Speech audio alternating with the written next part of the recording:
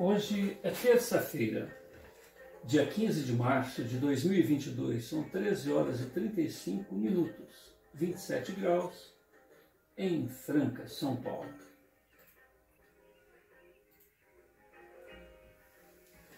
Nós estamos realizando o culto cristão no lar e optamos pela leitura desta obra. Lendas do Oásis, autor Malbatã. Malbatã, o mestre, escreveu contos e lendas que vêm fascinando gerações e gerações de leitores.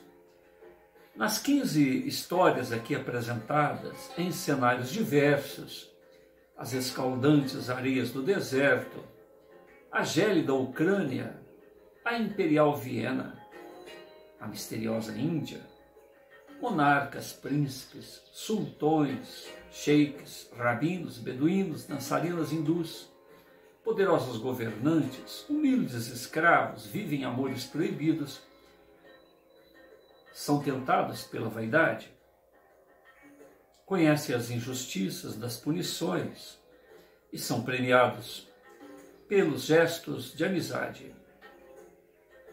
Suas descobertas e experiências nos ensinam que não devemos nos iludir com as aparências, mas buscar a sabedoria no meio da reflexão e da ética. Programa Nacional do Livro Didático,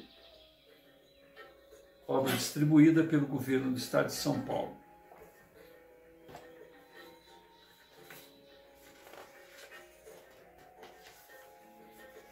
Nós estamos então à página 27, sob o título Maktub. Malbatã faz uma dedicatória no início da obra. Escuta, beduína, escuta. Quando abandonaste a minha tenda, tomei o cálamo, tomei do cálamo, e escrevi o teu nome na capa do meu Alcorão. Yasra. E todos os dias, no milênio ou no silêncio da prece, a saudade vem como tigre dos juncais, bramir no fundo do meu coração. Essa aleika, a minha promessa, ó beduína, não foi escrita na areia incerta do deserto. Por isso é que verás o teu nome repetido em quase todas as páginas deste livro. Só Alá sabe a verdade. Wassalam.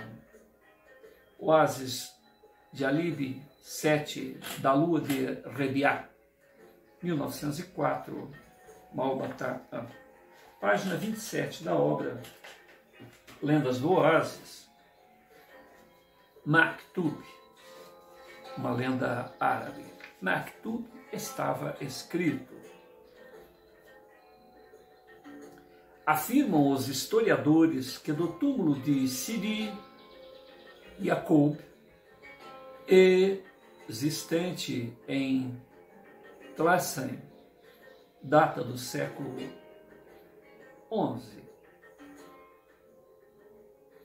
não nos move o desejo de contestar a opinião dos eruditos sobre um monumento quase em ruínas, perdido ou esquecido, talvez no deserto.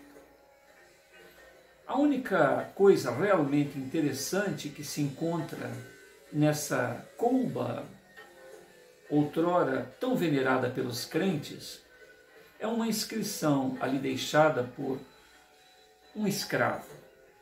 Resume-se nesta legenda numa palavra: Maktub,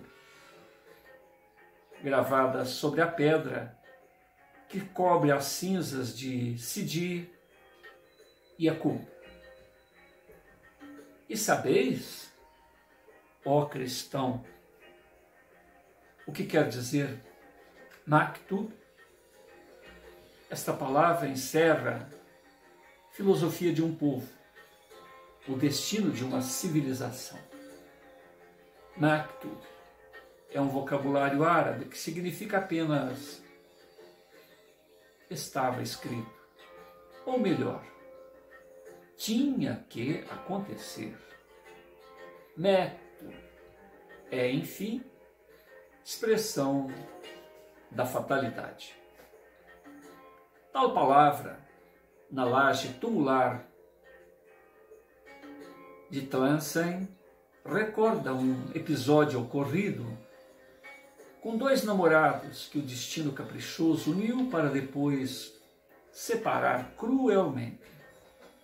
Conta-nos uma lenda que na cidade de Oran, ao norte da Argélia, vivia uma moça de origem francesa, chamada Eliette. Era filha de um negociante cristão de Marsella, que se estabelecera, levado pelas necessidades de sua profissão, sob o céu da África. Certa vez, durante uma feira, conheceu Eliette, o jovem Ezid El Hassim, de origem nobre, descendente de uma das mais ricas famílias de Tlemcen. Uma viva simpatia que deveria crescer de dia para dia uniu desde logo os dois namorados. Eliette, levada por seu temperamento excessivamente romântico, apaixonou-se pelo árabe. E este, arrebatado como os homens de sua raça, sentiu que a sua vida não mais teria sentido se lhe viesse a faltar o amor da cristã. A pitoresca cidade de Oran, por esse tempo, sob o poder de Bey Mustafa Ben Youssef, foi testemunha silenciosa daquele amor.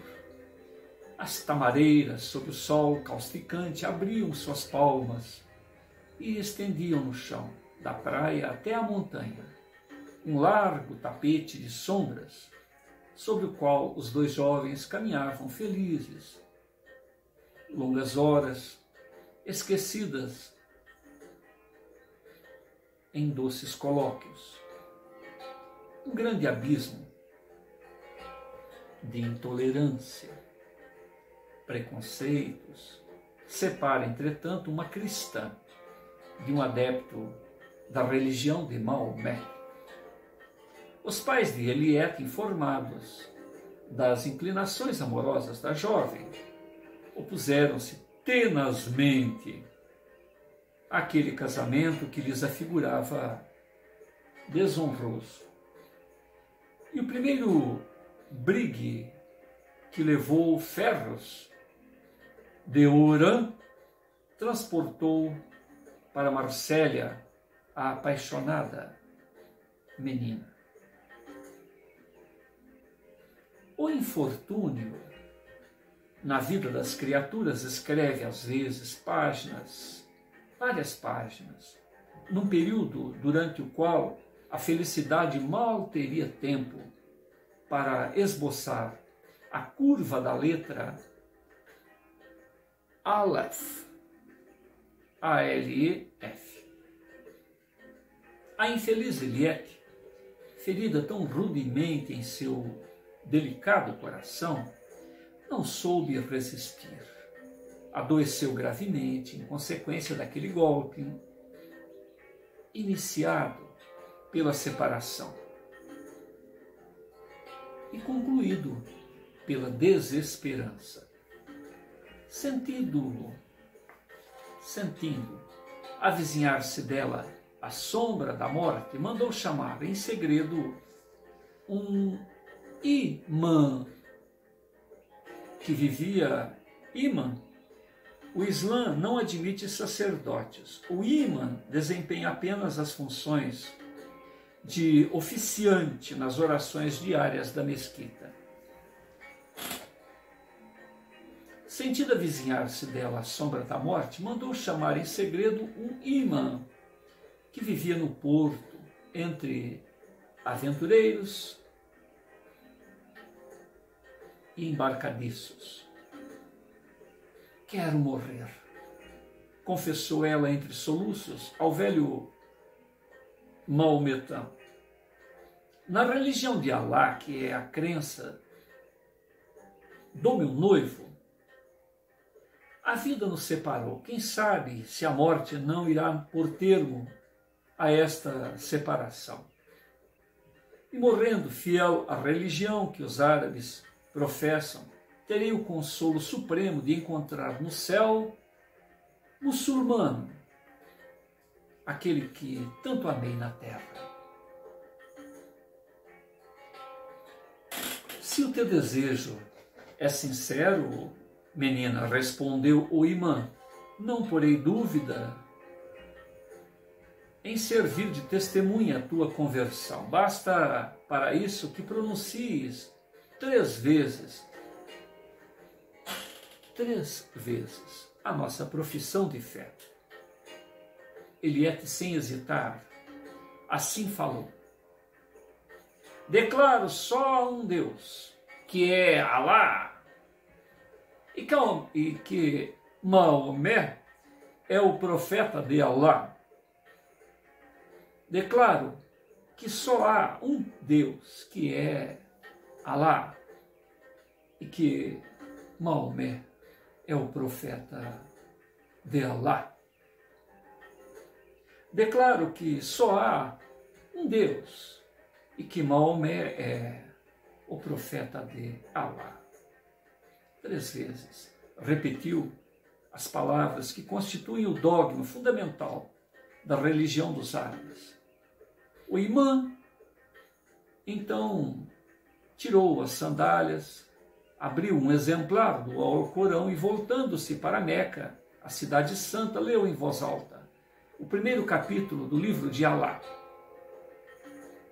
Bismillahi al-Mahir Rahim. Em nome de Deus clemente, misericordioso, louvado seja o onipotente Criador de todos os mundos. A misericórdia é em Deus o atributo supremo. Nós te adoramos, Senhor, e imploramos a tua assistência divina. Conduze-nos pelo caminho certo, pelo caminho daquele que são esclarecidos e abençoados por ti. E quando Azrael, o anjo da morte, veio buscar Eliette, encontrou-a convertida à religião do Islã, e a alma da boa e desditosa menina foi levada para o seio de Alá, clemente e misericordioso. No mesmo dia em que Eliette expirava em Marsella, o sheik Yazid al-Hassin agonizava no fundo de sua tenda no oásis de Eudade, perto de Tlemcen.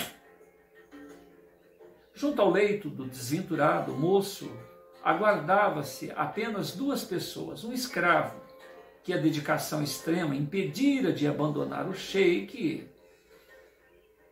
e um frade, que ali fora ter, anuindo a um chamado. O sacerdote era um desses missionários que percorrem durante longos anos os desertos africanos em trabalho de catequese. A declaração do jovem muçulmano deixou, de certo modo, surpreso. Confessou o sheik que nutria o vivo desejo de morrer na paz da igreja, pois só assim poderia encontrar entre os bem-aventurados com a noiva, que era cristã. A salvação daquela alma iluminada pela fé no derradeiro momento comoveu o bom sacerdote. Fora Deus, na sua infinita misericórdia, que o conduzira àquela tenda. Cumpria, pois, a ele salvar dos tormentos do inferno o jovem arrependido. E o padre, depois de ouvir a confissão do sheik, e tendo-se certificado da sincera ou da sinceridade de sua resolução, deu-lhe a absolvição plenária, balizando-o ou batizando-o, segundo manda a Santa Igreja Católica. E fê-lo ainda receber na hóstia, em comunhão, o corpo divino de Jesus, nosso Senhor. Assim o rico sheik Aziz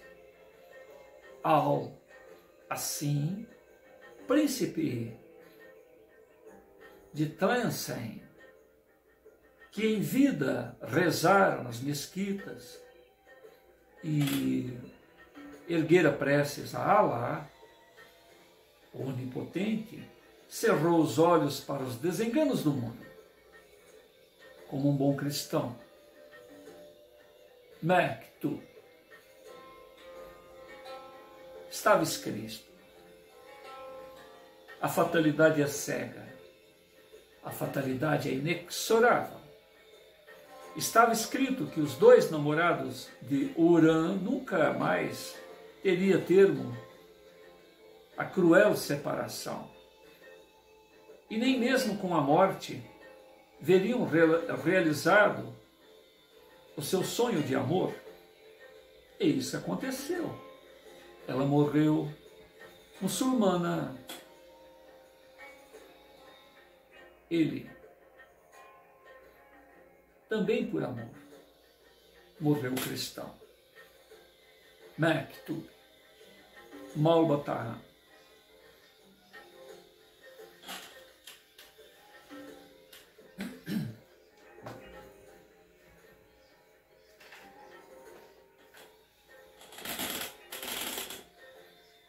Senhor Jesus,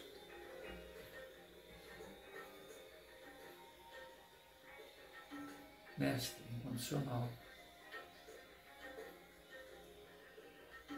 de nossas vidas, em meio a essas surpreendentes criações do professor Júlio César, aqui estamos a refletir sobre as inconsequências humanas que olvidam a essência do existir. Criamos, por conveniências imediatistas, interesses imediatistas, divisões, até mesmo em relação ao Pai Celeste. Porque se o amor desses dois jovens foi separado por interesses, por convenções, por preconceitos, por cismas aqui na Terra,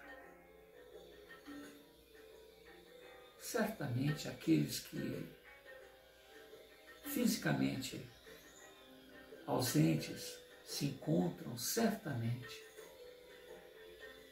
estando ligados desta maneira com que foi narrado eles nunca tiveram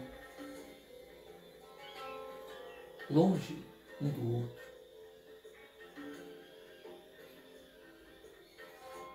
O amor é esta força divina que nos liga de um extremo ao outro de uma galáxia. O amor é a única força capaz de fazermos superar todas essas diferenças. O amor é a força capaz de fazer com que saiamos de um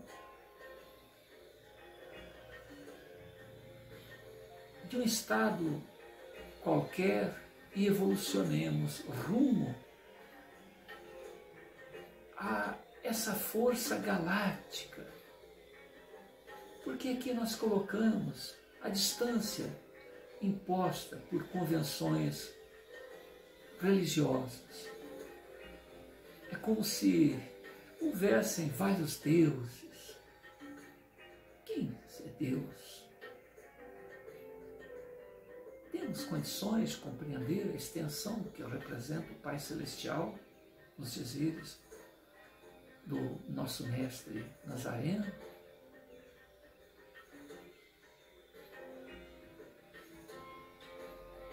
Nós estamos presos às convenções de um grupo religioso. Estamos todos muito atarefados em colocarmos o Pai Celeste dentro das convenções humanas. E, ao olharmos a natureza, desde o macrocosmo, desde os brilhos que nos chamam a atenção toda a noite das estrelas, a olhos vistos, a olhos nus, muitas das vezes encoberto pelo movimento, pela dança das nuvens, que muitas das vezes nos molham o rosto com sereno.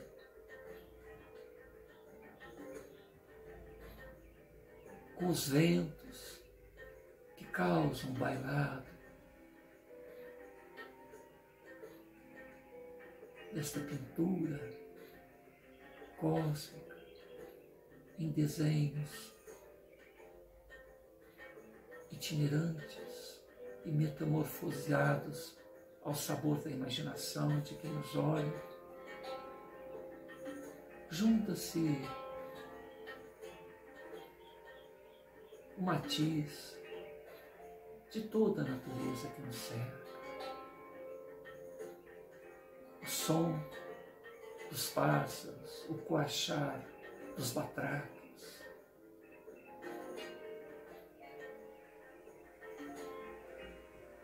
As cigarras que fazem a sua festa, os pássaros noturnos,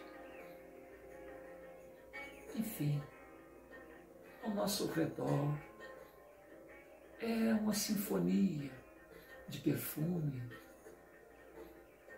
de cores, de imagens, de uma variedade infinita, onde, se nós observarmos o detalhe, nós nos extasiamos. Se nós observarmos o conjunto, nós nos rendemos ante ao enlevo.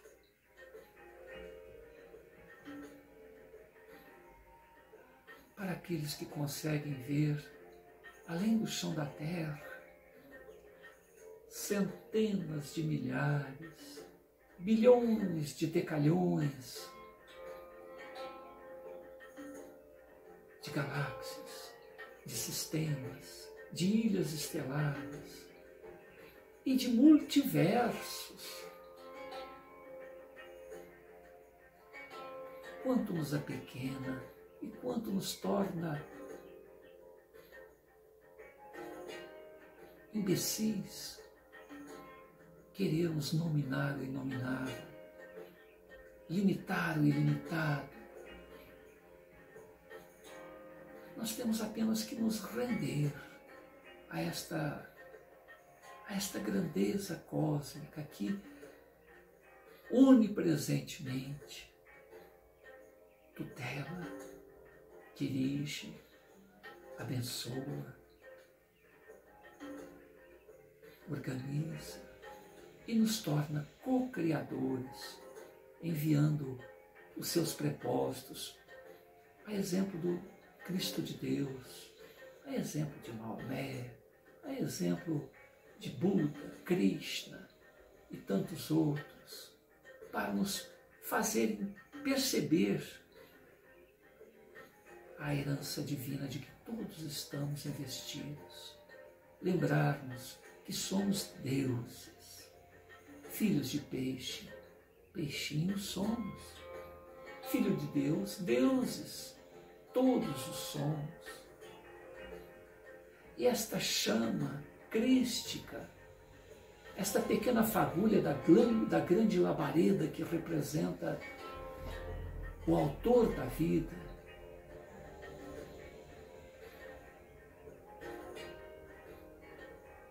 na ínfima unidade,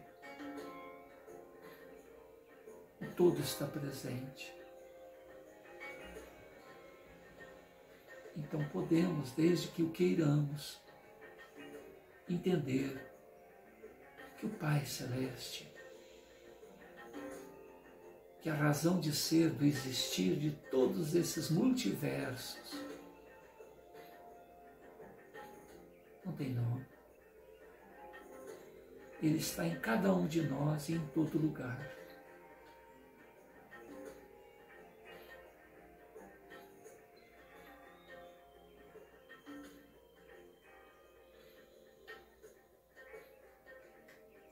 Todos somos imortais.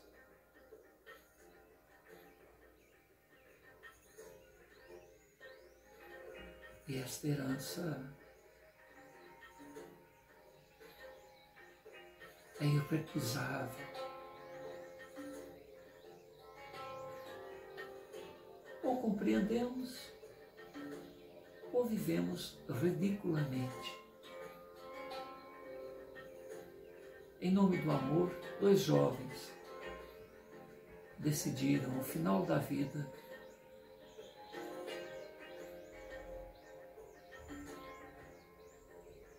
se colocar em função do outro, para que pelo menos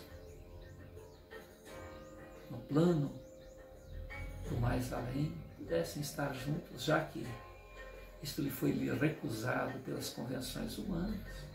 Nunca estiveram separados. É uma parábola, é uma metáfora que representa o quanto nós que mal sabemos a respeito de nós mesmos, somos ambicionados a dizer a outrem o que deve fazer de sua vida. Temos que ser espectadores de toda essa ambiência, de todas essas vidas que pululam ao nosso redor, tirar de cada um aquilo que acrescente e que nos permita seguir adiante. E desta forma, permitir ao outro que também siga adiante.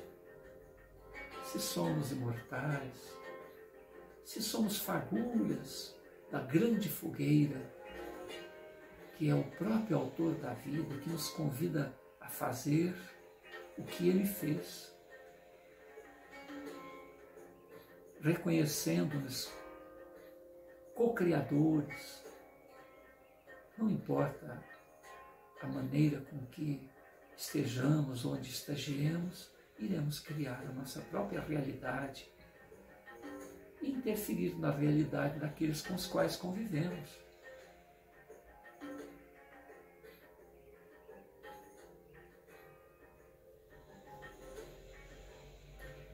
Diante disto, diante desta compreensão,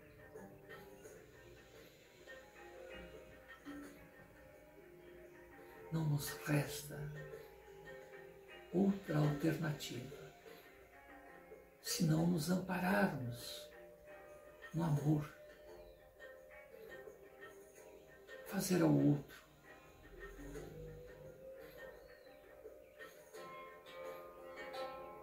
o que julgamos poderia, deveria ou gostaríamos que nos fosse feito. Amar incondicionalmente, permitir ao outro errar.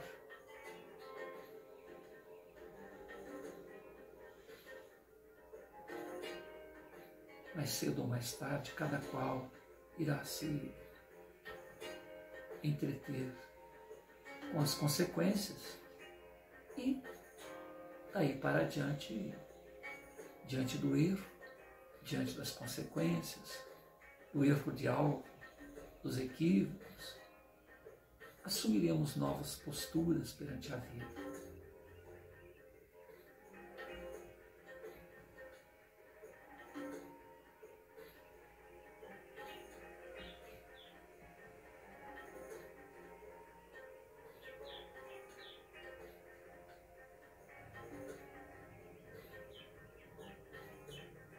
Que nossas vidas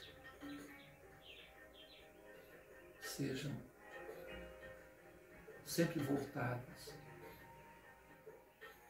a essa ciência do amar. No amor encontramos novas forças, no amor encontramos as respostas não articuladas ao raciocínio. O amor é de origem do próprio Criador. Todos os erros, todos os equívocos, todas as interpretações nascem dessa nossa maneira pessoal de acharmos o tarefeiro da verdade, o dono da verdade, o responsável por conduzir o outro, sendo que sequer sabemos de nós mesmos. Somos crianças. No intervalo de aulas, trocando experiências e de espírito aberto ao novo, cientes de que somos tutelados por aquele que tudo pode, que tudo corrobora para que estejamos sempre um passo mais adiante e mais para o alto. Sigamos seguros de que no amor teremos as nossas melhores escolhas. Muita paz.